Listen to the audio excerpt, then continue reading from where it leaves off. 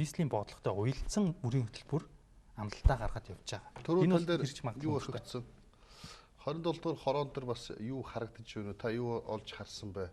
Шийдвэрлэх асуудал юу вэ гэдэг асуулт тань дээр өгөгдсөн байж байгаа. Хөө шийдвэрлэх асуудал гэдээ ярил өнөөдөр цаг хүрэхгүй байх үнэхээр. Маш олон асуудал хамгийн ойлгомжтой. Маш олон асуудлууд байгаа. Тэгэхээр тэр болгоныг ерөөсөө баг гэж гололгүй сэтгэл гаргаж хийх л ёстой байгаа. Бүгдийг тийм үү? Бүгдийг л одоо шийтгэл ёстой.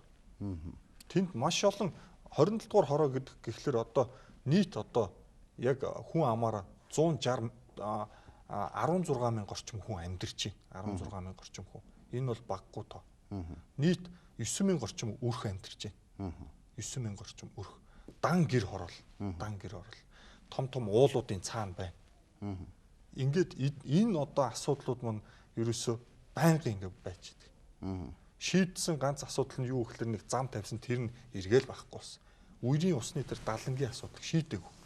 Хизээ мэдгүй хүн хизээ ингээд байгалийн гам шиг хизээч хийж ирдгүү штэ. Амьд явах тэнд баталгаа алга. Гинтл ерөөсөө ингээд ус урсаал ороод ирвэл тэр аль бүхлөөрөө нүгэл урсаал алга болох. Ийм байдалтай байгаа. Тэгээд гэрчлэн маш олон асуудлууд бий.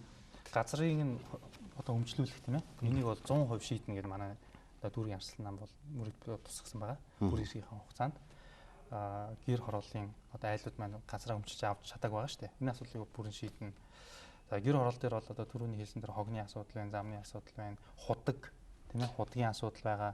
За тэгэл нөгөө ажилгүйчүүд бас маш их байж байгаа. Яаж ажилтай болох вэ? Тэр өрхийн амжиргааг дэмжих гэдэг юм тийм ээ. Ажил үйлчлэх гэдэг ярихад ч одоо яаж ажилтай болох гэсэн юм манайханд бол яаж ажил хийдэг болох вэ гэдэг асуудал аягүй тулгарч байгаа шүү байна. Тэ залуучуудад.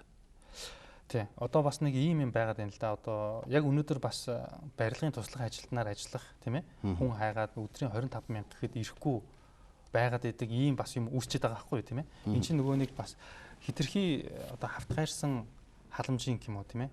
Нөгөө нүдэ болоогүй халамж нийгмийн халамж бол хэрэгтэй. Тэгтэл тэнд зүгээр сайхан ингээд ажиллах бие бялдартай залуу хүн хүртэл мөнгө өгөөд харж тэр хүн чинь ажиллах сонирхолтой болчихж шүү дээ тийм ээ.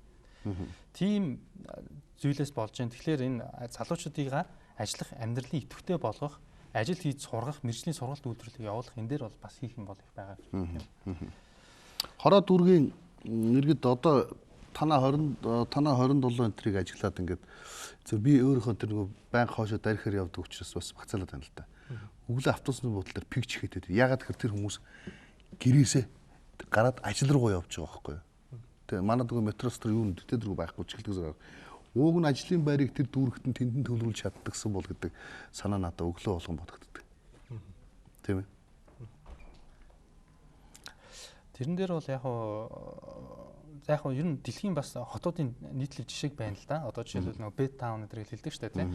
Яхаар байхгүй төвлөрсөн офис одоо үйлдвэрийн газрууч гэдэг юм уу нэг газар төвлөрөөд хүмүүсийн орон сууцны одоо хороол гэдэг нь бас харьцангуй жоохон ялгарч тийм зайтай. Хамгийн гол нь нөгөө одоо тийшээ хүрэх автобус нийтийн тээвэр үйлчилгээний асуудлыг шийдэх тийм ээ. Жишээлбэл тэнд ингээд олон хүн автобусаа суухад бөөгнөрөд нөгөө автобус нь хүрэлцгүй бол тэр автобусны хүрэлцээний асуудал.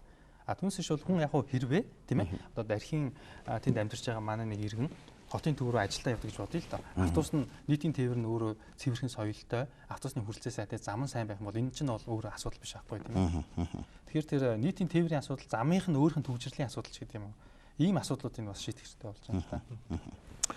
За тэгэхээр чухал яриа нэвтрүүлгийн энэ удаагийн дугаар өндөрлж байна. Тэгэхээр миний хувь зүгээр ярилцдаг дүнхэд маш сайхан сонирхолтой халуун ярилцлага боллоо. Энэ хоёр залуучуудын бас сонгох шалтгаанаа чангалтай тайлбарлалаа гэж бодож байна. Богинохон ч гэсэн тийм үү. Боловсрол, суур, хүч, хүсэл мөрөөдөл, зөрөг одоо байгаа юм нэлээл олон юм багтааж чадсан сайхан ярилцлага гэж бодлоо.